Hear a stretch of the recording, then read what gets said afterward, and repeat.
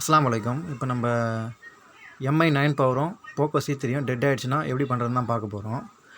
நீங்கள் சிஸ்டம் இருந்ததுன்னா நீங்கள் ஃப்ளாஷ் பண்ணுறவங்களா இருந்தால் சிஸ்டமில் டெட் ஆகிடுச்சுன்னா கனெக்ட் பண்ணி பாருங்கள். இந்த 2 ஃபோனையும் கனெக்ட் ஆகிடுச்சுன்னா டேரெக்டாக குவால்காம் ஒரு கனெக்ட் ஆகும்.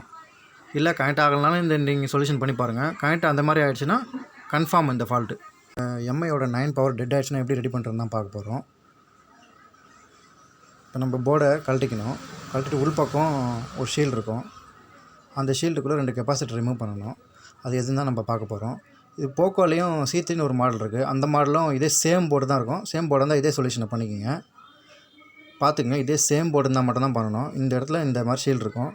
இதை கழட்டிட்டு இந்த இந்த இந்த கெப்பாசிட்டரும் இது மேலே உள்ள கெப்பாசிட்டரும் ரிமூவ் பண்ணணும். ரிமூவ் பண்ணிட்டுனா ரெடி ஆகிடும். நீங்கள் நார்மலாக டியூசர்லையோ கத்திலையோ வச்சு தட்டி விடாதீங்க இந்த ரெசிஸ்டரை, இந்த கெப்பாசிட்டரை. ஏன்னா அந்த இடம் ஃபுல்லாக ஹீட் ஆகணும். அந்த இடமே ஷீல்டு ஓப்பன் பண்ண இடமே ஹீட் பண்ணி கழட்டினா ஹீட் பண்ண மாதிரி இருக்கும். அதை ரிமூவ் பண்ண மாதிரி இருக்கும். பண்ணிவிடுங்க.